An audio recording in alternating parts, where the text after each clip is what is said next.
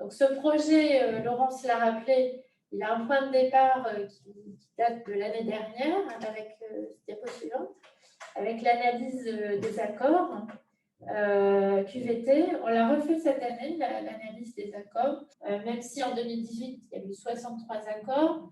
La moitié portée sur le thème QVT, c'est pas mal, mais il y a certainement plein d'autres choses très riches à prendre dans les entreprises qui n'ont pas formalisé leur démarche. Observatoire régional des démarches QVT, qui serait aussi un espace de discussion entre les acteurs. C'est aussi un espace, bien sûr, d'observation, mais d'appropriation aussi pour donner à voir le développement de la QVT sur notre île. Et puis, pourquoi pas produire des documents de synthèse, reste à voir lesquels, sur quel sujet, quelles priorités, quel secteur, l'objectif étant de valoriser les différentes actions et de faciliter l'appropriation par les entreprises, les TPE, les entreprises de toutes branches, pour montrer que ça fonctionne, une démarche QVT, ça donne des résultats. Non seulement on veut donc valoriser et développer, diffuser toutes les bonnes actions qu'on peut repérer sur le terrain de façon à rendre la QVT le plus contagieuse possible, mais on voudrait aussi que chacun puisse dire qu'est-ce qu'on peut faire pour la QVT, qu'est-ce qu'on peut faire pour la développer. L'idée dans cet observatoire-là, c'est de rassembler qui peut faire quoi. Ce qu'on note aujourd'hui, c'est que les salariés n'ont pas forcément envie de revenir à la fois sur site et encore moins peut-être de revenir au monde d'avant en termes d'organisation du travail. Je pense qu'il y a des bonnes habitudes qui ont été prises, des collectifs qui sont autostructurés, en accord avec leur direction bien évidemment, mais on a vu que c'est justement cette autostructuration qui a fait que ça a tenu. Et donc là, il y a un enjeu majeur à faire en sorte que les professionnels ne perdent pas tout ce qu'ils ont construit et qui a été construit au bénéfice des entreprises et des structures publiques. J'ai écouté Patrick, je ne suis pas d'accord avec lui sur ce principe de travail chez soi et des résultats. Effectivement, il peut y avoir des résultats positifs, mais à La Réunion, je pense que l'Observatoire peut se pencher sur cette question parce que moi, j'ai plutôt une tendance à dire que c'est négatif. C'est une décision extrêmement importante sur ce côté organisation du télétravail. C'est qu'on l'organise pour nos jeunes, c'est-à-dire nos enfants et les jeunes qui arrivent. Et ce qu'on va mettre et ce qu'on va décider, c'est eux qui vont le vivre. Toucher les petites entreprises du secteur, c'est difficile, parce que si je tape à la porte de chacune d'entre elles, une vie ne suffira pas. Il faut qu'on arrive à trouver à quel moment on peut en rassembler un certain nombre, à quel moment on peut les intéresser, à quel moment on peut partager avec eux. Je veux insister sur l'aspect dialogue social. Je pense qu'en fait, il faut aussi intégrer cet aspect-là et de trouver les canaux au sein des entreprises pour en discuter, pour l'adapter au sein des différentes structures. Effectivement, on a un territoire qui est particulier avec beaucoup de petites entreprises. Voilà, donc on peut utiliser justement ce support à travers de projets tutorés, hein, pourquoi pas, où nos étudiants, ils ont énormément de projets à faire. Et je pense que ça peut être aussi un lien, avoir ce fil rouge, avoir cette continuité avec la RAC, l'université et nos partenaires, que ce soit la sécurité sociale, que ce soit la médecine du travail. Et je pense qu'il y a quelque chose à faire avec eux aussi. Ça va servir à quoi pour l'établissement et comment, pour les associations, quels outils en fait propose la RAC et enfin l'observatoire? Sensibilisation, de partage de pratiques repérées sur le terrain, d'identification d'outils.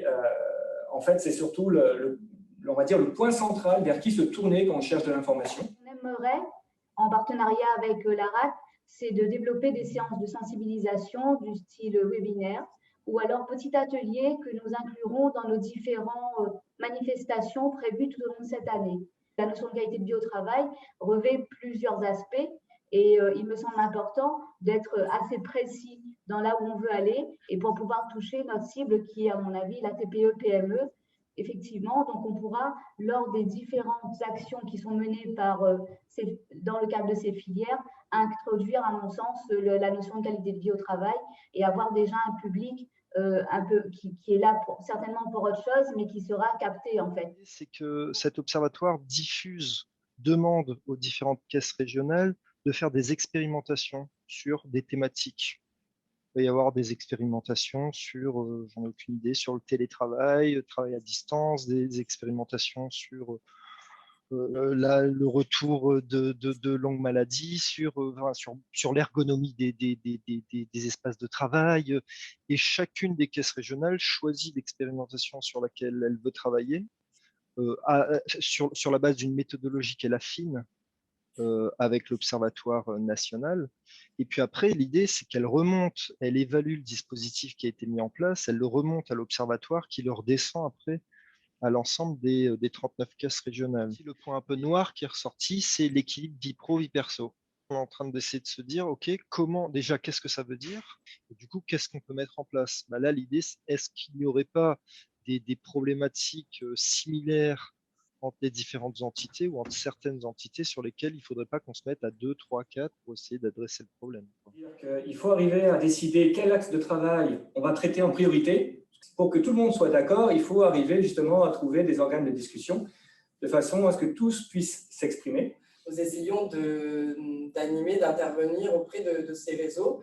Et par le biais de ces réseaux, je pense qu'on pourrait aussi toucher la cible TPE, PME. On pourrait faire émerger quelques thèmes prioritaires aujourd'hui.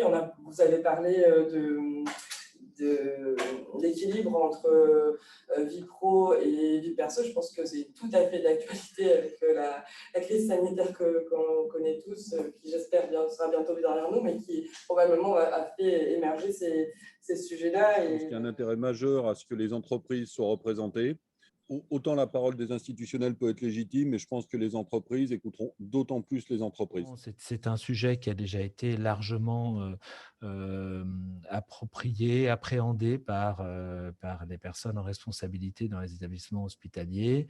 Donc, il y a quand même des témoignages et des expériences à capitaliser qui sont des bonnes pratiques qui pourraient servir de témoignage à d'autres secteurs d'activité. On a remarqué, petit retour d'expérience, on a remarqué que c'est souvent quand on ne parle pas de QVT que ça marche le mieux et qu'on fait de la QVT sans le savoir. Et c'est souvent en dehors des grands dispositifs que finalement des petites initiatives se mettent en place et marchent bien. Je prends pour exemple dans un établissement sanitaire du sud de l'île un kiné qui a proposé à ses équipes des petits échauffements le matin, donc à la prise de poste à 6 heures, un petit moment ensemble collectif d'échauffement pour éviter les TMS, et ça a eu des effets positifs à la fois sur l'ambiance de travail de l'équipe et à la fois effectivement sur les petits accidents du travail, dans le portage des patients par exemple, qui pouvait y avoir auparavant. Ça a eu des effets très positifs sur l'organisation du travail dans l'équipe. Je vous enverrai à tous les participants un petit rapport. J'en demanderai donc ensuite confirmation à toutes les personnes qui se sont signalées pour la constitution du comité de pilotage, rendre ça formel. On avait imaginé donc le prochain rendez-vous au mois de septembre.